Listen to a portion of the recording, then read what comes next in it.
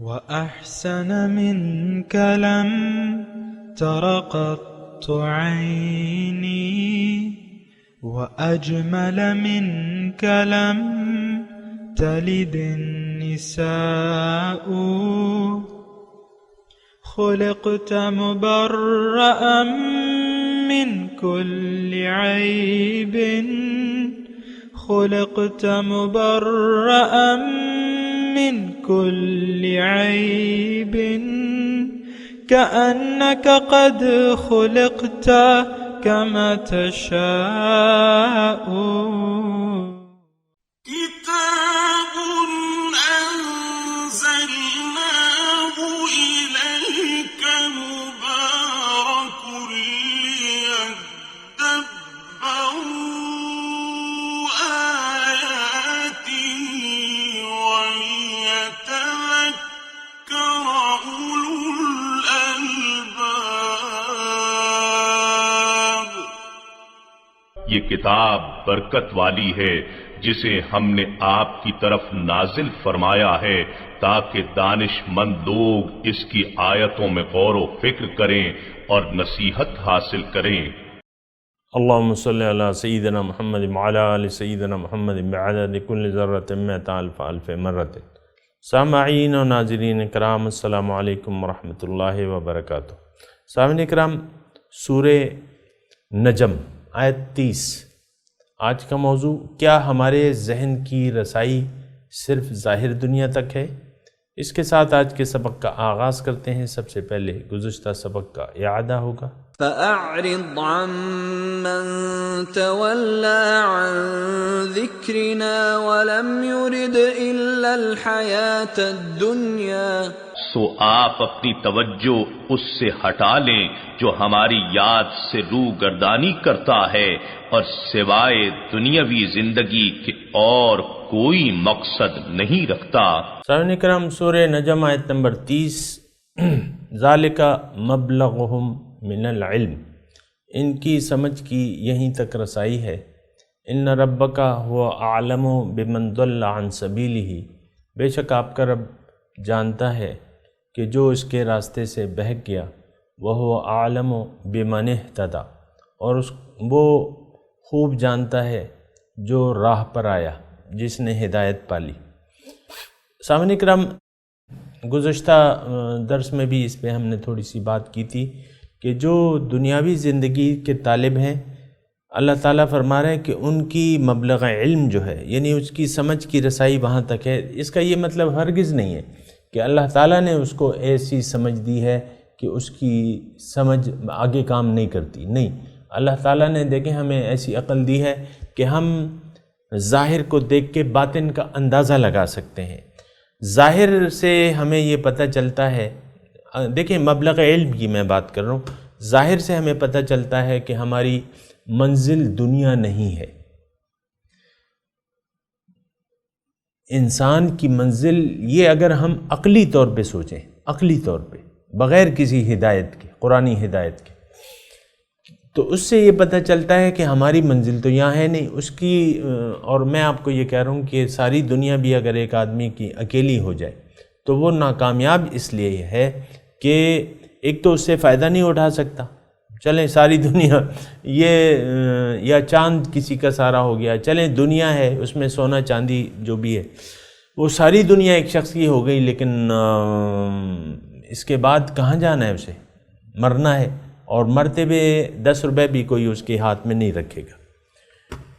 ٹھیک ہے، تو یہ ایک بات ہے، سوچ ہے کہ ہم دنیا، یعنی عقل یہ کہتی ہے کہ دنیا منزل نہیں ہے، کچھ اور منزل ہونی چاہیے۔ دیکھیں عقل ہمیں یہ کہتی ہے کہ یہ تمام کائنات کا بینیفیشری جو ہے بنیادی، وہ حضرت انسان ہے، وہ انسان کی ذات ہے۔ اب ساری کائنات کا، یعنی جو بھی ہمارے سامنے چیزیں ہیں، جو بھی اللہ تعالیٰ کی تخلیقات ہیں، اس کا مقصد تو ہماری سمجھ میں آتا ہے کہ وہ ہمارے لیے ہیں، ہمارے فائدے کے لیے ہیں۔ یہ کائنات اللہ تعالیٰ نے سورج چاند ستارے ہمارے لیے پیدا کیے ہیں، یہ پہاڑ سمندر دریا ہمارے لیے پیدا کیے ہیں، یہ گندم، یہ جوار، یہ تمام اجناس جو ہیں یہ اللہ نے ہمارے لیے پیدا کی ہیں، یہ تمام سبزیاں جو ہیں یہ اللہ تعالیٰ نے میرے لیے پیدا کی ہیں، یہ تمام پھل فروٹ جو ہیں یہ اللہ تعالیٰ نے میرے لیے پیدا کی ہیں، یہ خشک میووں کا میں تذکرہ نہ کروں تو آپ پھر خفا ہو جائیں گے، یہ بادام اور یہ کاجو اور یہ چلغوزے یہ کیا اللہ تعالیٰ نے بندروں کے لیے پیدا کی ہیں؟ یہ تو نیچ سوچ ہے نا کہ آپ سوچتے ہی نہیں ہیں۔ مبلغہم من العلم پہ بات کرتا ہوں، آپ کی علم کی رسائی بس یہی ہے کہ کھاؤ پیو عیش کرو اور بس گزر جاؤ دنیا سے، کھا لے پی لے جی لے، یہ بھی تو ایک سوچ ہے نا۔ یعنی آپ کیا سوچ رہے ہیں کہ بس کھا لے پی لے جی لے، اچھا کھانا۔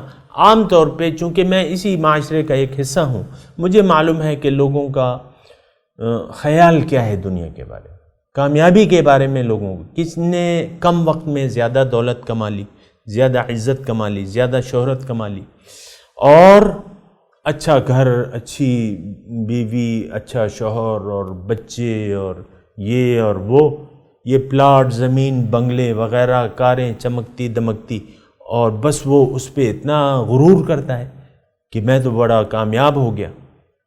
اہلکت مال اللبدا، میں نے تو بڑا مال خرچ کیا بے، اہلکت مال اللبدا کلا۔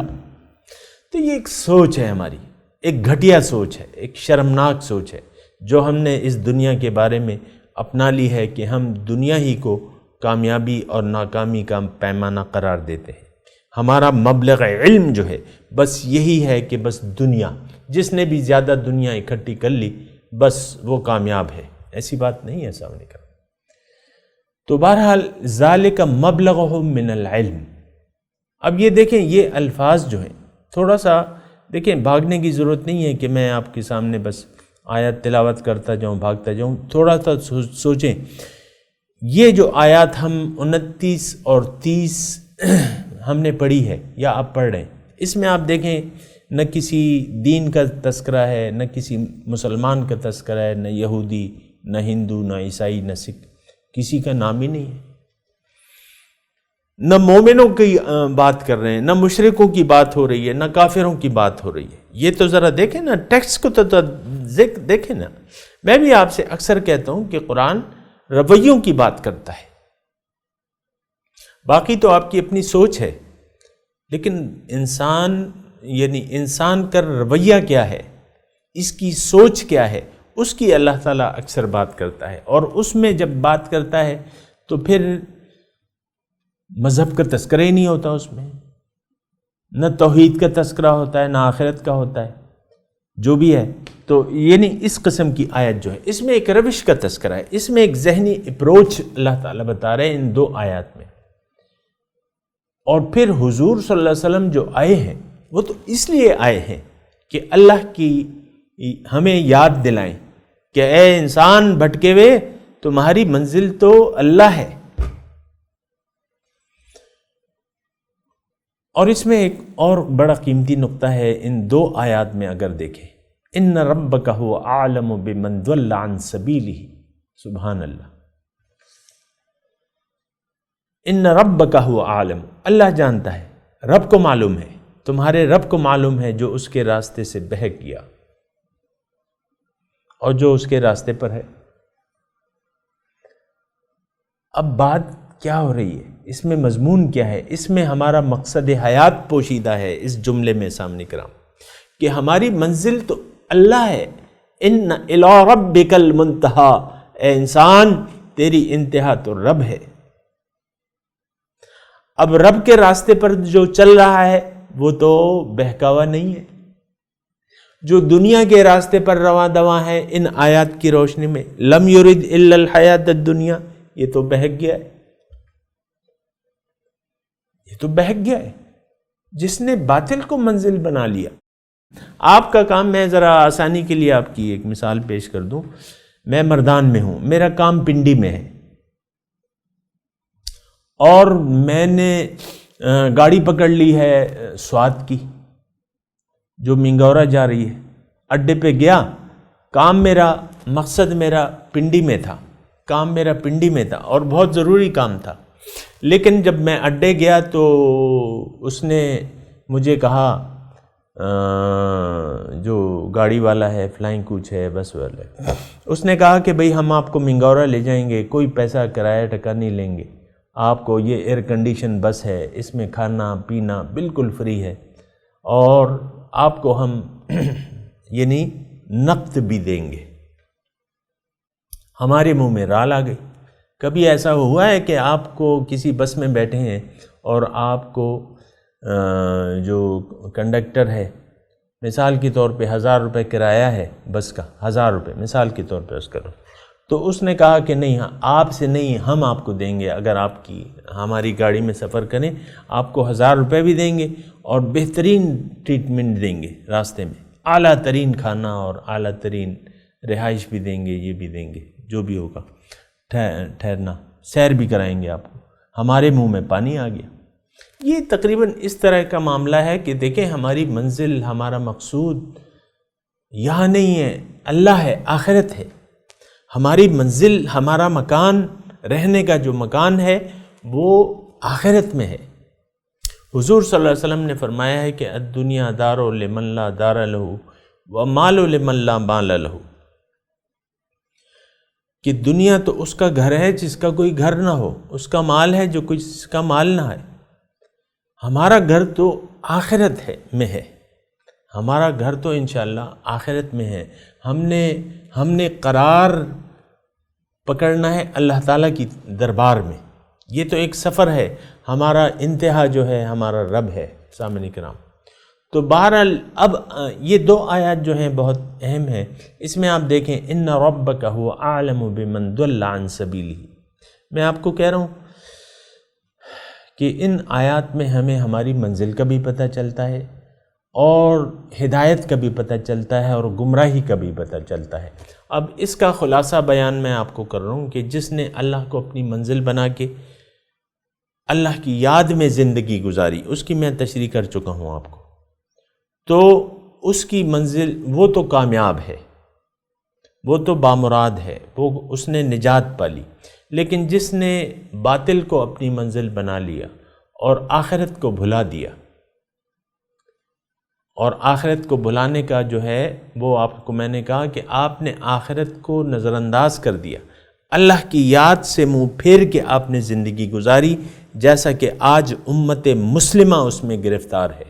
یہ بات میں زور دے کے کہہ رہا ہوں، امت مسلمہ کا میں نام لے رہا ہوں، اور لیکن اس کی ابتدا ہوتی ہے میرے گھر سے ابتدا ہوتی ہے۔ تو بہرحال یعنی انفرادی طور پہ میں نے اللہ کی یاد سے منہ پھیر لیا ہے، اور اس کا میں نے غلط معنی لے لیا ہے، اس کا معنی نہیں بنتا۔ اللہ کی یاد، اللہ کو بھلا دینا یا اللہ کو یاد رکھنا، زندگی آپ اللہ کی یاد میں بسر کریں۔ یعنی کیا مطلب؟ اللہ کو منزل بنا کے اللہ کے راستے پر چلتے جائیں، یہ اللہ کی یاد ہے۔ لیکن اگر آپ نے دنیا کو منزل بنا لیا اور ہاتھ میں تسبیح پکڑ لی، وہ ساری تسبیحات آپ کی بیکار جائیں گی۔ آپ نے تو رخی بدل لیا ہے، آپ نے تو اللہ کی حقیقی یاد سے منہ پھیر لیا ہے، زبان سے کہہ بھی دیا لا الہ تو کیا حاصل، دل و نگاہ جو مسلمان نہیں تو کچھ بھی نہیں۔ بہرحال یہ ساری باتیں ہیں سامنے کرام۔ مبلغ علم، اللہ تعالیٰ فرما رہے ہیں ان کی علم کی رسائی بس یہاں تک ہے۔ اگر میں آپ کو یہ کہہ رہا ہوں، دیکھیں یہ باتیں ساری نصیحت کی ہیں اور نصیحت اس سے حاصل کی جانی چاہیے۔ میں آپ کو یہ کہہ رہا ہوں کہ آپ اپنی سوچ کا اندازہ لگائیں، احتساب کریں خود ہی، آپ کا مبلغ علم کیا ہے، یعنی آپ کے پیش نظر کیا باتیں ہیں۔ دنیا میں آپ زندگی گزار رہے ہیں تو آپ کے پیش نظر دنیا ہے یا آخرت ہے؟ اگر دنیا ہے تو وہ تو باطل ہے۔ آپ کا مبلغ علم جو ہے، آپ کی علم کی رسائی تو بس یہاں تک ہے، نہیں، ایسا نہیں ہونی چاہیے۔ آپ کی منزل تو آخرت ہے، آپ نے قرار پکڑنا ہے رب کے پاس۔ ان المتقین فی جنات ونہر فی مقعد صدق عند ملیک مقتدر۔ متقین جو ہیں، اللہ تعالیٰ ابھی سورہ قمر آنے والی ہے نا، اس میں اللہ تعالیٰ فرما رہا ہے کہ متقین کہاں پہ ہوں گے؟ فی جنات، باغات ہوں گے، مقعد صدق، سچی بیٹھنے کی جگہ کہاں؟ عند ملیک مقتدر، اس مقتدر بادشاہ کے دربار میں۔ سبحان اللہ۔ تو رب منزل ہے ہماری۔ اب رب کے راستے سے جو بہک گیا ہے اس اللہ تعالیٰ معلوم ہے، اللہ کو معلوم ہے۔ ان ربک یعنی اللہ بہت اچھی طرح جانتا ہے جو اس کے راستے سے بہک گیا۔ بمن ضل عن سبیلہ وہو اعلم بمن اہتدی، اور اس کو معلوم ہے جو راہ پا گیا، جو راہ پر آ گیا۔ تو راہ پر کون آئے گا؟ جس کی منزل اللہ ہو اور صراط مستقیم پر وہ چل رہا ہو، تو وہ ہدایت یافتہ ہے۔ بہرحال وَلِلَّهِ مَا فِي السَّمَاوَاتِ وَمَا فِي الْأَرْضِ،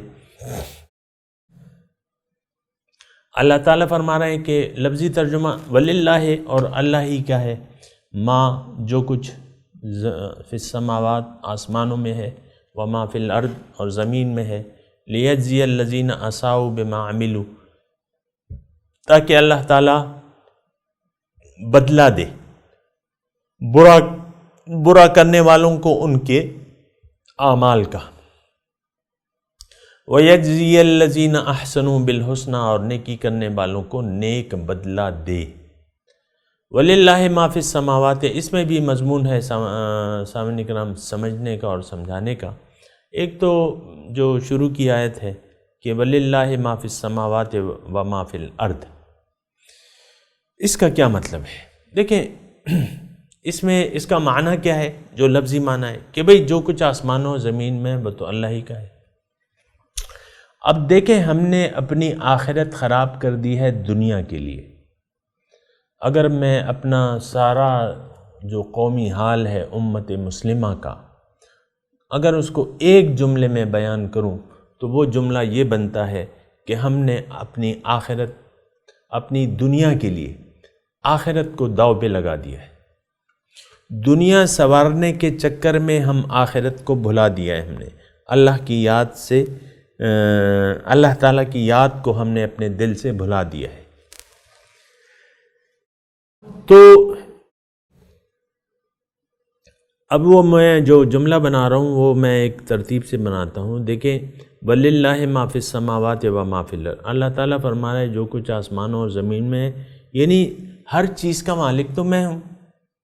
ابھی اس کی تفصیل بھی آئے گی، وَأَنَّهُ أَغْنَى وَأَقْنَى، اللہ تعالیٰ مالدار بناتا ہے، اللہ تعالیٰ بے نیاز کرتا ہے۔ تو یہ ساری کچھ تو ملکیت، اور ہم نے کیا کیا ہے، کیوں کیا ہے، آخرت کو کیوں فراموش کر لیا ہے؟ دنیا کے لیے۔ دنیا ہی ہماری منزل ہے نا، دنیا کے لیے ہم نے آخرت کو فراموش کر لیا ہے۔ تو اب یہ بات تو بڑی بے وقوفی کی ہے۔ یعنی مثال کے طور پہ آپ کی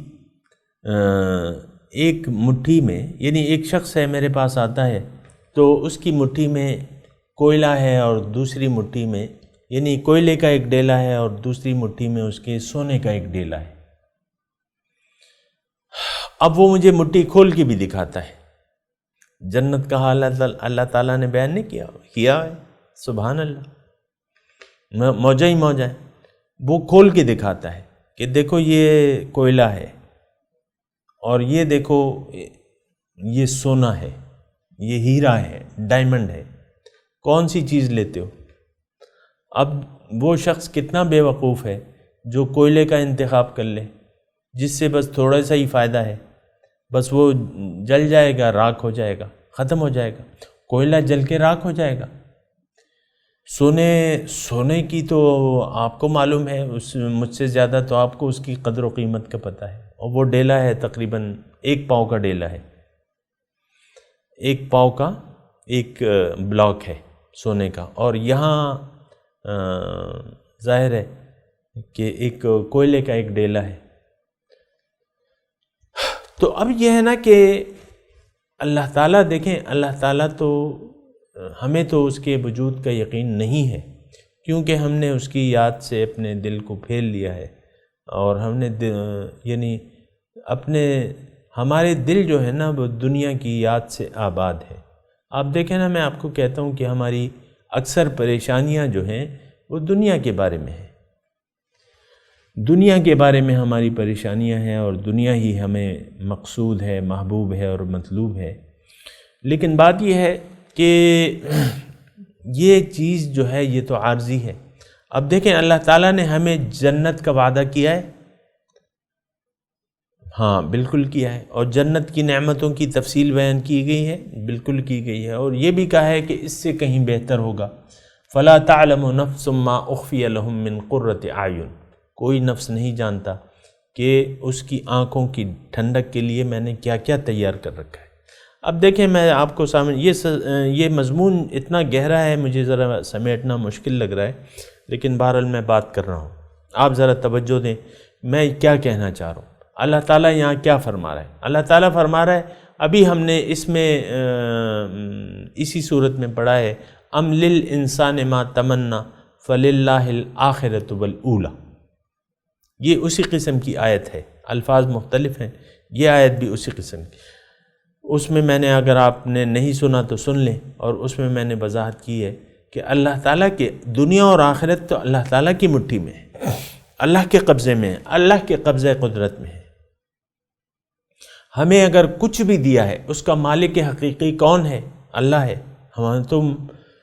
ہم تو کسی چیز کے مالک نہیں ہیں، یہ تو ساری امانت ہیں، اور پھر اس کو دینے والی ذات بھی اللہ تعالیٰ کی ہے۔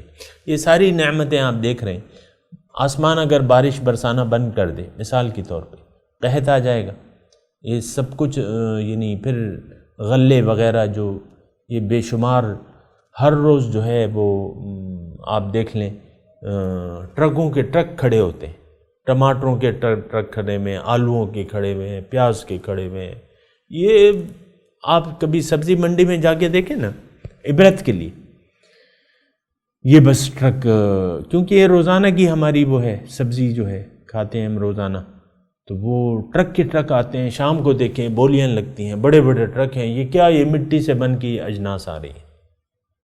للہ ما فی السماوات و ما فی الارض، اللہ تعالیٰ مالک ہے جو کچھ آسمانوں میں ہے اور زمین اور آسمان کے خزانے، یہ تو ہمیں معلوم ہے سامنے کرام، عقل جانتی ہے کہ اس ساری یعنی موجودات کا خالق ایک ذات ہے، یہ ساری جو نعمتیں ہیں اس کا مالک اور اس کو ہمیں دینے والی اللہ کی ذات ہے۔ اب شرک انسان کیوں پڑتا ہے؟ اللہ کی یاد کو فراموش کر کے ظاہر کی یاد میں انسان کیوں گرفتار ہو جاتا ہے؟ کیوں کہ اسے اللہ پہ بھروسہ نہیں ہوتا، اللہ کی یاد سے اس کا دل غافل ہوتا ہے، ظاہر پہ اس کی نظر ٹھہر جاتی ہے۔ مجھے بعض لوگ کہتے ہیں نا کہ یہ بعض اوقات یہ کہتے ہیں، وہ بھی ناسمجھی کی بات ہے، لیکن بعض لوگ کہتے ہیں اور بار بار کہتے ہیں کہ بھئی ہمیں تو دنیا تو نظر آ رہی ہے، آخرت نہیں نظر آ رہی، ہم کیسے آخرت کی طرف اپنی توجہ کر لیں؟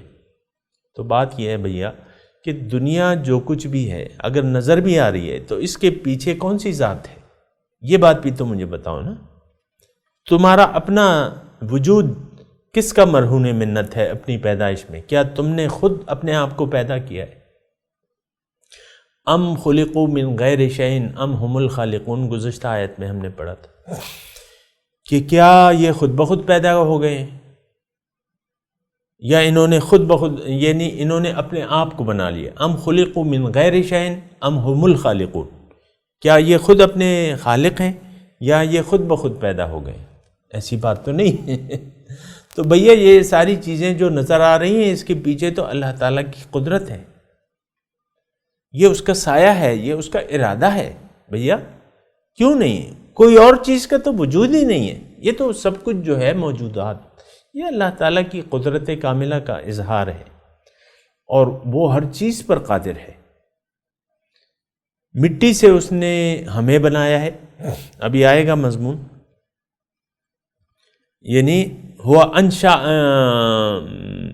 اذ انشأکم من الارض، آیت نمبر 32 میں ہے مضمون۔ ابھی ہم 31 نمبر پڑھ رہے ہیں، اگلی آیت میں یہ ہے کہ تمہیں اس نے زمین سے پیدا کیا ہے۔ تو اب یہ ہے نا کہ وَلِلَّهِ مَا فِي السَّمَاوَاتِ وَالْأَرْضِ، سارا کچھ جو ہے یہ تو اللہ تعالیٰ ہی ہے اس کا مالک۔ تو جب اللہ ہی مالک ہے تو بہرحال یہ مضمون میں یہاں چھوڑ کے انشاءاللہ اگلے درس میں ادائیگی کی کوشش کروں گا۔ یہ مضمون ذرا یاد رکھیں اور میں ابھی تلاوت کرتا ہوں، میرے ساتھ دہرائیے۔ اعوذ باللہ من الشیطان الرجیم، بسم اللہ الرحمن الرحیم۔ ذالک مبلغہم من العلم ان ربک هو اعلم بمن ضل عن سبیلہ وهو اعلم بمن اہتدی۔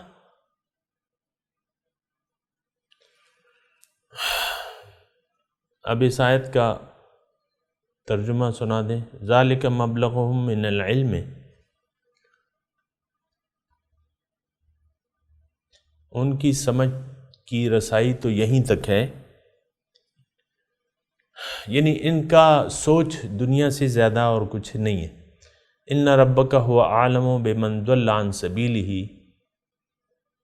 بے شک آپ کا رب جانتا ہے جو اس کے راستے سے بہک گیا، وَهُوَ أَعْلَمُ بِمَنِ اهْتَدَى، اور وہ جانتا ہے جو ہدایت پر ہے، جو سیدھے راستے پر ہے۔